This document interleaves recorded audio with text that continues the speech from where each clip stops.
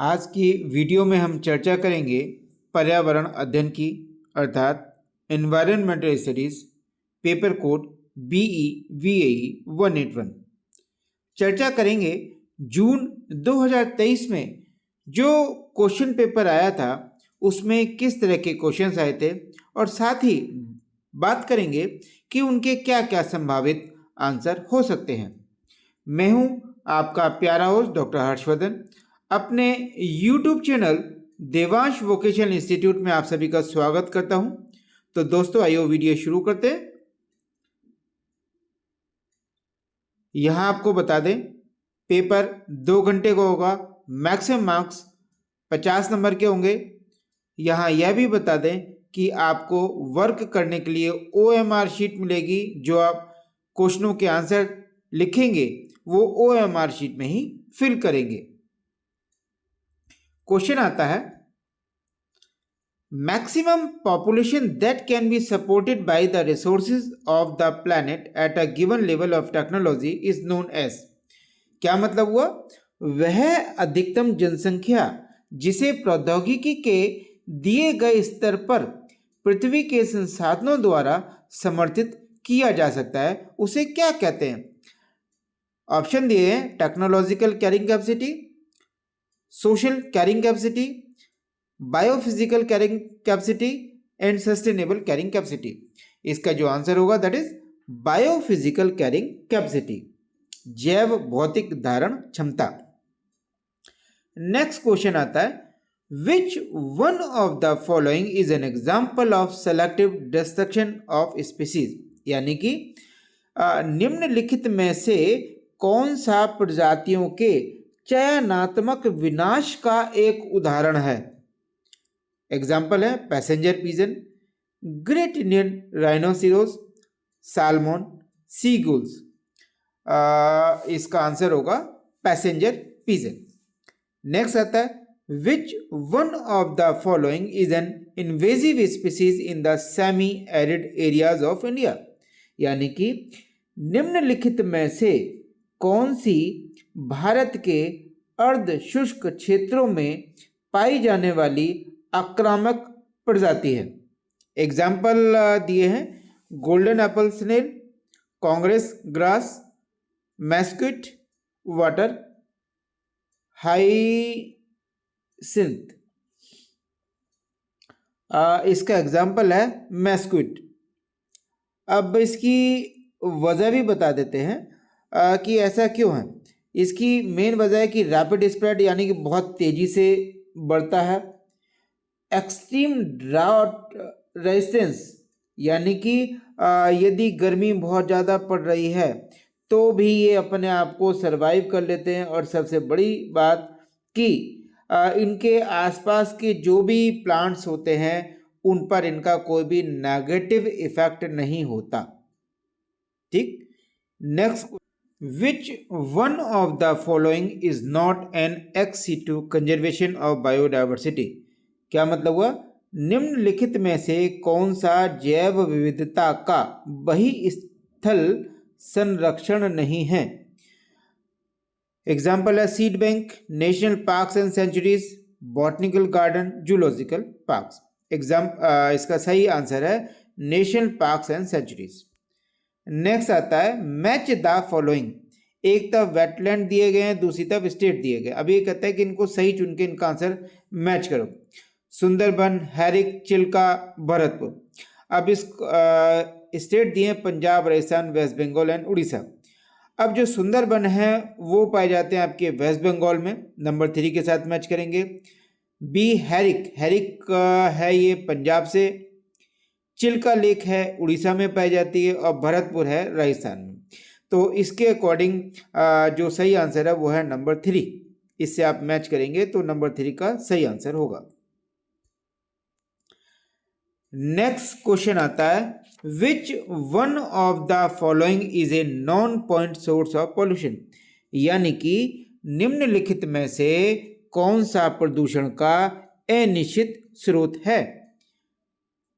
Example दिए, sewage treatment plant, gases coming out of chimneys, pollutants discharge through tunnels, agricultural run of. क्या कहता है, निम्नलिखित में से कौन सा प्रदूषण का अनिश्चित स्रोत है? तो इसका आंसर होगा sewage treatment plant. Next, which one of the following is not a natural pollutant? यानी कि निम्नलिखित में से कौन सा प्राकृतिक प्रदूषक नहीं है? एग्जाम्पल क्या क्या? Pollens and volatile organic compound from plants, sulphur dioxide from volcanic eruption, smoke and particles from wild fire. अब इसमें क्या कहते हैं, नेचुरल नहीं है। स्मोक जो है वो नेचुरल नहीं है, बल्कि ये मैन मेड प्रॉब्लम है। Next, the full form of TDS stands for. इसका सही आंसर होगा number 2, total dissolve solids. Next, decibel A DBA measures, यानी कि डेसिबल ए मापन करता है किसका? Pitch of the sound, pressure of the sound, pitch and intensity of the sound, pitch and pressure of the sound. Answer होगा 2, pressure of the sound. Next, which one of the following is not a characteristics of hazardous waste? यानी कि निम्नलिखित में से कौन सी संकटदायी अपशिष्ट की विशेषता नहीं है? एग्जाम्पल है pungent order, ignitability, radioactivity, toxicity. Answer आएगा इसका number 1, pungent order. Which one of the following is a physical treatment of hazardous waste? यानी कि निम्नलिखित में से कौन सा संकटदायी अपशिष्ट का भौतिक उपचार है? Conditioning, lagooning, digestion, composting. इसका सही आंसर होगा नंबर 1, कंडीशनिंग। नेक्स्ट आता है,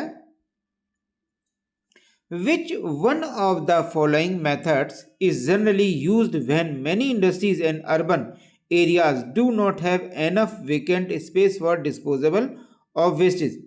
यानी कि जब अनेक उद्योगों और शहरी क्षेत्रों में अपशिष्टों के निस्तारण के लिए पर्याप्त खाली स्थान नहीं होता है, तो सामान्यतः निम्नलिखित में से किस विधि का उपयोग किया जाता है? एग्जाम्पल दिया, underground disposal, number 2 dumping at sea, number 3 incineration, number 4 both underground disposable and dumping at sea. ऐसे में सबसे सही आंसर होगा नंबर 3, इंसिनरेशन, दैट इज भस्मीकरण, यानी कि बर्निंग, यानी कि जो भी वेस्ट है उसे जला दिया जाए, उसको भस्म कर दिया जाए। Next, the inter governmental panel on climate change, that is IPCC was established in, answer होगा नंबर 4, 1988 में।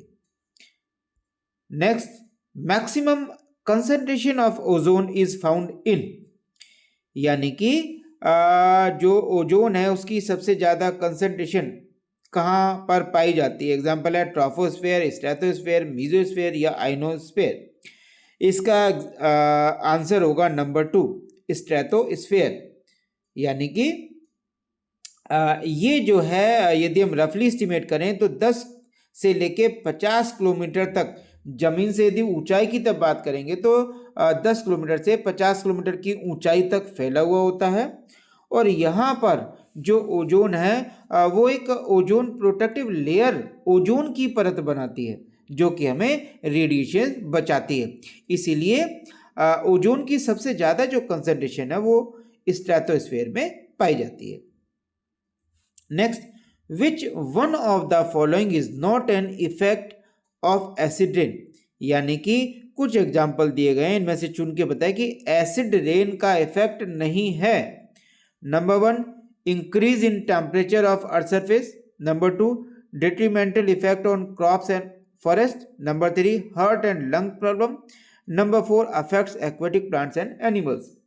इसमें जो सही आंसर होगा नंबर 1, पृथ्वी की सतह पर तापमान का बढ़ जाना, ये एसिड रेन का इफेक्ट नहीं है।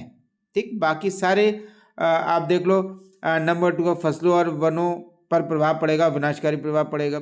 नंबर 3, हृदय और फेफड़े संबंधी समस्याएं पैदा हो जाएंगी। नंबर 4, जलीय पौधों और जंतुओं पर प्रभाव पड़ेगा, जब एसिड पड़ेगा तो उनको नुकसान होगा। लेकिन अगर पृथ्वी की सतह का तापमान बढ़ रहा है तो वो बेसिकली हम एसिड रेन का इफेक्ट नहीं है, ठीक है ना। Next, earth summit 2002 was organised at, पृथ्वी पर शिखर सम्मेलन 2002 का आयोजन कब किया गया था? ये जोहान्सबर्ग में किया गया था, और ये था world summit on sustainable development in south Africa. South Africa में भी जो मेन जगह है जोहान्सबर्ग में, और ये हुआ था 26 अगस्त 2002 से लेके 4 सितंबर 2002 तक चला था। अगर इससे रिलेटेड और भी क्वेश्चन आते हैं तो आप इनकी जानकारी नोट कर सकते हैं, तो इसमें कई क्वेश्चन बन जाते हैं। Next, in which of the following cities one of the zonal branches of national green tribunal is located, यानी कि निम्नलिखित में से किस शहर में राष्ट्रीय हरित अधिकरण अधिनियम की एक क्षेत्रीय शाखा स्थित है? ये है भोपाल में, नंबर 4 इसका आंसर होगा भोपाल में। साथ ही मैं आपको और भी बता दूं कि इसकी मेन 4 ब्रांच है, वो कहाँ पे है? Number 1 Bhopal, number 2 Calcutta, number 3 Chennai and number 4 Pune. और इनका जो प्रिंसिपल ऑफिस है यानी कि जो हेड ऑफिस है वो दिल्ली में है। नेक्स्ट क्वेश्चन आता है, which one of the following article in the Constitution of India states that the state shall endeavor to protect and improve the environment and safeguard the forest and wildlife of the country? क्या मतलब हुआ?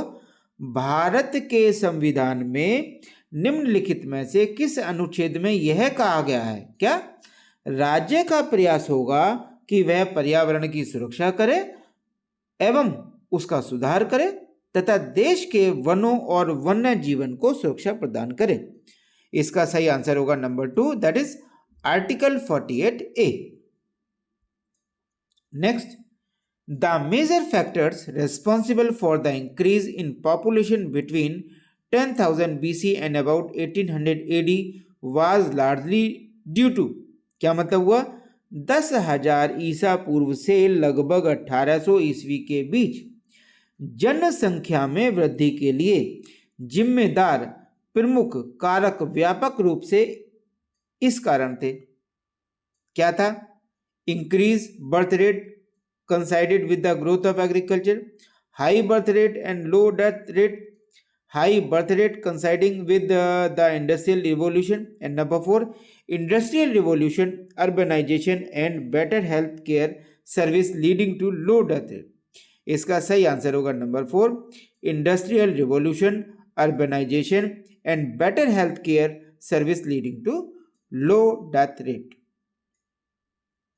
Next, which one of the following diseases cannot be regarded entirely as genetic, यानी कि निम्नलिखित में से किस रोग को आनुवांशिक नहीं माना जा सकता?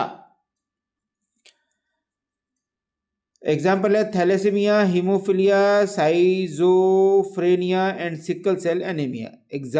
इसका आंसर है नंबर 3 साइजोफ्रेनिया। यहाँ पर जो बाकी ये बीमारियाँ इनके बारे में आपको एक एक लाइन बता देता हूँ। थैलेसीमिया का मतलब होता है ब्लड डिसऑर्डर, इसमें ब्लड डिसऑर्डर हो जाता है। नंबर 2 हीमोफिलिया, ये जेनेटिक ब्लड ब्लीडिंग डिसऑर्डर है, यानी कि ऐसे में बॉडी में ब्लड जमता नहीं, अगर कहीं चोट लगे तो ब्लड बहता ही चला जाएगा, that is haemophilia. Number 4 sickle cell anaemia है कि इसमें ब्लड डिसऑर्डर होता है और due to abnormal haemoglobin blocking blood flow and causing intensive pain, crisis, infection, organ damage, severe anaemia. ठीक, नेक्स्ट आता है मैच द फॉलोइंग, यानी कि एक टाइप दिए गए, एक द हजार दिए गए और ये कह रहा है इनमें से सही उत्तर चुन के भरिए। टाइप्स हैं atmospheric, biological, geological, hydrological. Hazards हैं pest invasions, landslides, heat wave and flood. मैं इनके एग्जाम्पल बता देता हूँ, इनके सही आंसर बता देता हूँ। नंबर ए एटमॉस्फेरिक मैच करेंगे नंबर 3 हीट वेव से, बी बायोलॉजिकल मैच करेंगे पेस्ट इन्वेजन से, सी जियोलॉजिकल मैच करेंगे नंबर 2 लैंडस्लाइड से, डी हाइड्रोलॉजिकल मैच करेंगे नंबर 4 फ्लड से। इनमें जब आप देखेंगे तो आपका जो आंसर होगा नंबर 3 सही होगा। नेक्स्ट आता है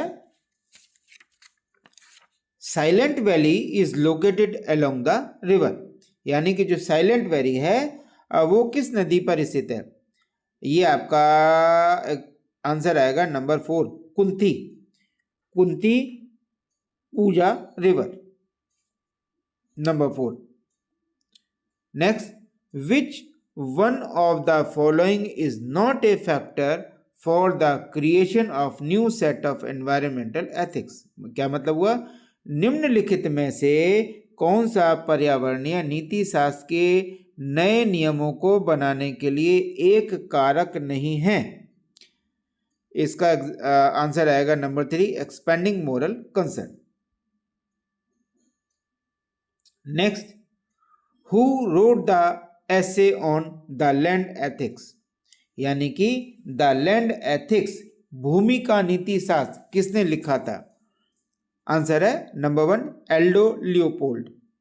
next, which one of the following statement is false, यानी कि नीचे कुछ क्वेश्चन लाइनें दी गई हैं और ये कहता है इन्हें चुनकर बताइए कि इनमें से फॉल्स कौन सा है।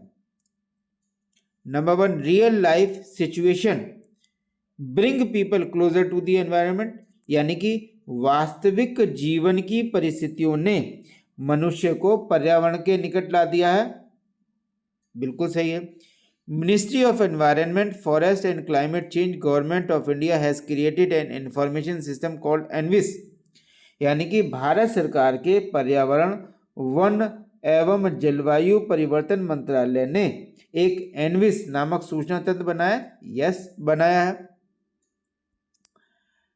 Number 3 environmental engineering does not include subjects like civil engineering and architecture, ये कहता है कि पर्यावरण अभियांत्रिकी इंजीनियरिंग में सिविल इंजीनियरिंग और आर्किटेक्चर जैसे विषय सम्मिलित नहीं है, गलत। नंबर 4 industrial toxicology research centre Lucknow is one of the ENVIS centre, यानी कि लखनऊ में इसकी एक ब्रांच है एनविस की, यस है, तो सही आंसर हुआ आपका नंबर 3। आज के लिए इतना ही, आशा करता हूँ आज की वीडियो आपको पसंद आई होगी। यदि हमारी वीडियो पसंद आए तो आप इसे लाइक करें, शेयर करें। धन्यवाद।